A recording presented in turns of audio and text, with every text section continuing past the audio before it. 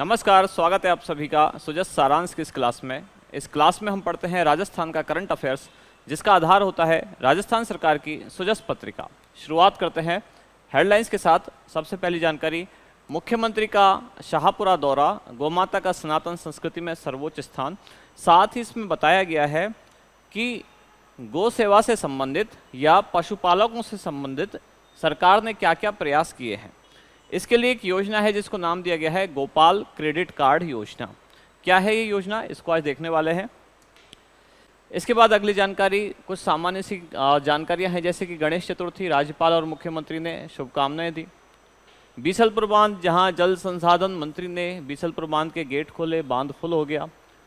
अगली जो हमारे काम की जानकारी है ये है प्रखर राजस्थान अभियान, जो कि 9 सितंबर से 2 अक्टूबर तक चलाया जाएगा। क्या है ये अभियान? इस अभियान से दरअसल कक्षा 1 से लेकर कक्षा 8 तक पढ़ने वाले जो स्कूल के विद्यार्थी हैं, इनके अध्ययन का कौशल बढ़ाने के लिए अभियान संचालित किया जा रहा है। डिटेल में जानकारी आज देखेंगे इसके बारे में।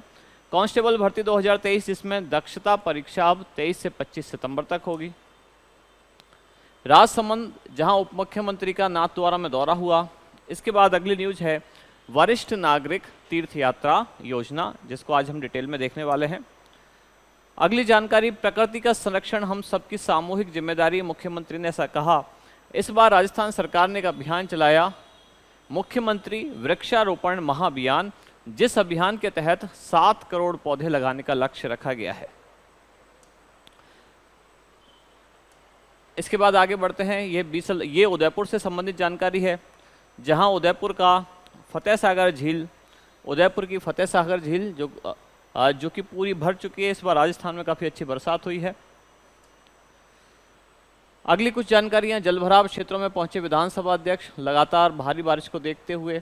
इसके बाद है निर्वाचन विभाग मतदान केंद्रों के गठन में आईटी का उपयोग करे। राजस्थान स्टेट गैस द्वारा गैल गैस को 32.5 लाख का लाभांश प्रदान किया गया। फिर आगे बढ़ते हैं, मुख्यमंत्री का विदेश दौरा और इस दौरे के दौरान राइजिंग राजस्थान अंतर्राष्ट्रीय इन्वेस्टर्स मीट, इसका आयोजन किया जाएगा। कुछ दिन से हम लगातार देख रहे हैं कि राइजिंग राजस्थान वाली न्यूज़ लगातार चर्चा में है, और rising Rajasthan global investment summit, जो कि 9 से 11 दिसंबर को आयोजित होने वाला है राजस्थान के जयपुर में। मुख्य आयोजन से पहले कई अन्य आयोजन होने वाले हैं, उनमें से ही एक आयोजन है इन्वेस्टर्स मीट। पहली इन्वेस्टर्स मीट देश में अभी हुई थी कहाँ? मुंबई में। साथ ही वहाँ पहला रोड शो भी आयोजित किया गया था। अब अंतर्राष्ट्रीय इन्वेस्टर मीट के लिए राजस्थान के मुख्यमंत्री रवाना हुए हैं, और ये कहाँ होगी? दक्षिण कोरिया एवं जापान में। कब से कब होगी? ये है 9 से लेकर 14 सितंबर।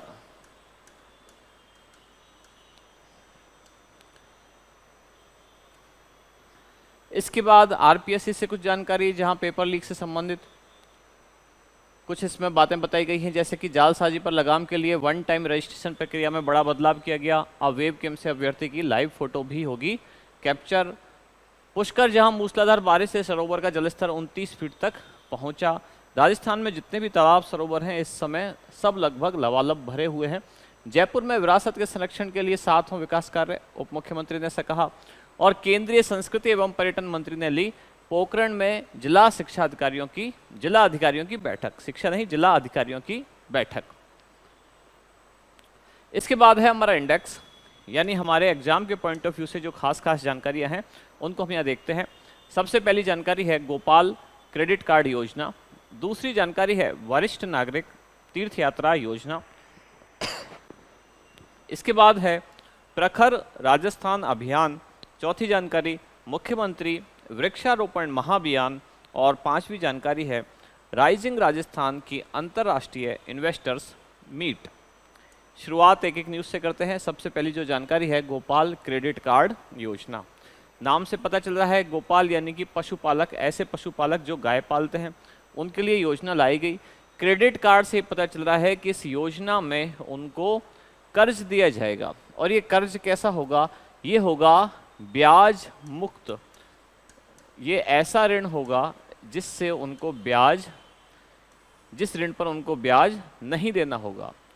योजना लाई गई जिसका नाम है गोपाल क्रेडिट कार्ड योजना। इस योजना की घोषणा कर दी गई थी राज्य सरकार के बजट 2024-25 में, और योजना के तहत ग्रामीण क्षेत्र में जो निवास करने वाले गोपालक यानी जो गाय पालते हैं उनके परिवार को 1 लाख रुपए तक का अल्पकालीन ऋण जो कि ब्याज मुक्त होगा ये उनको उपलब्ध कराया जाएगा। ये जो अल्पकालीन ऋण है ये 1 वर्ष की अवधि के लिए प्रदान किया जाएगा और अगर किसान इसको सही समय पर चुका देता है तब उससे किसी भी प्रकार का ब्याज नहीं लिया जाएगा। अब कौन कौन इसका लाभ ले सकते हैं, कैसे इसका सदस्य बन सकते हैं? तो योजना का लाभ लेने के लिए जो गोपालक किसान है उसको प्राथमिक दुग्ध उत्पादक सहकारी समिति का सदस्य होना अनिवार्य है। राज्य सरकार द्वारा इस बार लक्ष्य रखा गया है कि 5 लाख जो गोपालक किसान हैं उनको इस योजना का लाभ उपलब्ध कराया जाए और इसका आयोजन यानी कि इन शिविरों का आयोजन होगा संघ एवं केंद्रीय सहकारी बैंकों के संयुक्त तत्वाधान में। अगली जानकारी है वरिष्ठ नागरिक तीर्थ यात्रा योजना। वरिष्ठ नागरिक यानी जिनकी आयु 60 वर्ष से अधिक है उनको तीर्थ यात्रा कराने के लिए राज्य सरकार एक योजना लेकर आई है जिसका नाम है वरिष्ठ नागरिक तीर्थ यात्रा योजना। अब यहाँ नाम के साथ एक सन भी लिखा हुआ है यानी कि इस योजना में अलग अलग वर्ष में कुछ नियम कानून चेंज होते हैं, यानी ज़्यादातर नियम यह है कि यात्रियों की संख्या बार बार बदल रही है और संख्या बढ़ रही है। इस बार वर्ष 2024 में इस योजना के तहत कुल 36,000 वरिष्ठ नागरिकों को यात्रा कराने का लक्ष्य रखा गया है और 2024 की योजना के क्या क्या नियम कानून हैं उनको हम देखने वाले हैं। और इस योजना के लिए अभी अभी पहली तीर्थ यात्रा मुख्यमंत्री ने रवाना की, जो ट्रेन थी जयपुर से रवाना किया, ये गई है मदुरई रामेश्वरम के लिए। ये योजना प्रारंभ हुई थी वर्ष 2013 में। जब प्रारंभ हुई थी तब केवल रेल मार्ग द्वारा ही यात्रा इसमें शामिल थी। वर्ष 2016 से रेल के साथ साथ वायुयान यानी कि हवाई यात्रा भी इसमें शामिल कर लिया गया है। इस योजना को देखने वाला विभाग है देवस्थान विभाग, जो कि योजना का संचालन करता है। अब जो इस वर्ष यानी कि वर्ष 2024-25 में 36,000 तीर्थयात्रियों को तीर्थ यात्रा कराने का लक्ष्य रखा गया है, उनको 2 भागों में बांटा गया है। इनमें 30,000 जो तीर्थयात्री हैं ये रेल मार्ग द्वारा और जबकि 6,000 तीर्थयात्री वायुयान मार्ग द्वारा यात्रा करेंगे। कुल कितने मार्ग इसमें या कुल कितने स्थान इसमें रखे गए हैं? रेल मार्ग द्वारा कुल 15 स्थान रखे गए हैं जिनके नाम है रामेश्वरम मदुरई, जगन्नाथपुरी, तिरुपति, उज्जैन ओंकारेश्वर, त्र्यंबकेश्वर, गंगासागर, कामाख्या, द्वारकापुरी, सोमनाथ, हरिद्वार, ऋषिकेश, अयोध्या, वैष्णो देवी, अमृतसर, मथुरा, अयोध्या, प्रयागराज, वाराणसी, बिहार शरीफ, मथुरा, वृंदावन, बरसाना, वेलंकानी चर्च और समेद शिखर पावापुरी, वैद्यनाथ। ये 15 जो स्थानों का सेट है ये रेल मार्ग द्वारा, जबकि एकमात्र स्थान ऐसा है नेपाल के काठमांडू में पशुपतिनाथ मंदिर जिसको हवाई यात्रा के तहत शामिल किया गया है। पात्रता क्या होनी चाहिए? तो वरिष्ठ नागरिकों के लिए है, इसका मतलब जो आवेदक है उसकी आयु 60 वर्ष से अधिक होनी चाहिए। आवेदक अपने साथ साथ आवेदक के साथ उनका जीवन साथी भी यात्रा कर सकता है, लेकिन ये आयकर दाता नहीं होने चाहिए। साथ ही इन्होंने पहले कभी इस योजना का लाभ ना लिया हो, यानी उनके जीवन में सिर्फ एक ही बार सरकार इस योजना के माध्यम से उनको तीर्थ यात्रा कराएगी। इनमें जो आवेदक है जिसने योजना के लिए आवेदन किया है वह अपने साथ जीवन साथी को या फिर एक सहायक को भी ले जा सकता है। दोनों में से किसी एक ही को साथ ले जाने की अनुमति है, या तो जो उनका जीवन साथी है ये जाएगा या फिर उसके साथ सहायक जाएगा। लेकिन एक कंडीशन ऐसी भी है जब जीवन साथी और सहायक दोनों जा सकते हैं। ये कंडीशन क्या है कि अगर आवेदक की आयु और मतलब कपल में दोनों की, पति पत्नी दोनों की आयु 75 वर्ष या उससे अधिक है, ऐसी स्थिति में सहायक को साथ ले जाने की अनुमति है और इसके लिए देवस्थान विभाग के जो आयुक्त हैं उनसे परमिशन लेनी होगी। जीवन साथी की आयु अगर 60 वर्ष से कम भी है तब भी वह आवेदक के साथ यात्रा कर सकता है, लेकिन आवेदक की आयु 60 वर्ष से अधिक होनी चाहिए। हवाई यात्रा में सहायक ले जाने का कोई प्रावधान नहीं है, सहायक केवल रेल मार्ग द्वारा यात्रा के तहत ही जा सकता है।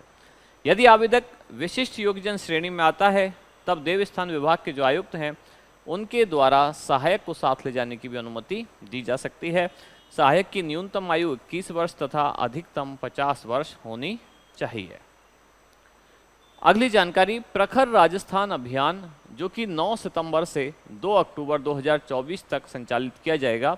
जिसका उद्देश्य है कक्षा 1 से 8 तक पढ़ने वाले जो विद्यार्थी हैं इनमें पढ़ने के कौशल को बढ़ावा देना। अब इस दौरान विद्यालयों में कुछ अलग अलग गतिविधियां आयोजित की जाएंगी। यहाँ छात्रों लिखना गलत है, दरअसल ये विद्यार्थियों लिखना चाहिए, जिसमें छात्र छात्राएं दोनों ही शामिल है। अब इसमें कुछ गतिविधियां आयोजित होंगी, जैसे कि रीड-अथॉन ये होगी 9 सितंबर को, लाइब्रेरी दिवस ये होगा 10 सितंबर को, और निपुण मेला इसका आयोजन किया जाएगा 2 अक्टूबर 2024 को। अगली जानकारी है मुख्यमंत्री वृक्षारोपण महाअभियान। विश्व पर्यावरण दिवस जो कि होता है 5 जून को, इस बार यानी वर्ष 2024 में विश्व पर्यावरण दिवस यानी कि 5 जून 2024 के अवसर पर एक कार्यक्रम शुरू किया गया राजस्थान सरकार द्वारा, जिसका नाम दिया गया मुख्यमंत्री वृक्षारोपण महाअभियान, जिसमें उद्देश्य रखा गया कि कुल 7 करोड़ पौधे पूरे राज्य में लगाए जाएंगे। इन 7 करोड़ पौधों में से 3 करोड़ पौधे आम जनता को रियायती दर पर उपलब्ध कराए जाएंगे। बाकी के 3 करोड़ जो पौधे हैं ये राजकीय भूमि पर तथा 1 करोड़ पौधे चारागाह भूमि पर लगाए जाएंगे। इसके बाद है राइजिंग राजस्थान की अंतर्राष्ट्रीय इन्वेस्टर्स मीट। जैसा हम पिछले कुछ दिन से पढ़ रहे हैं, एक हम समिट पढ़ रहे हैं जिसका नाम है rising Rajasthan global investment summit. वह मुख्य आयोजन है जो कि होने वाला है कब, 9 से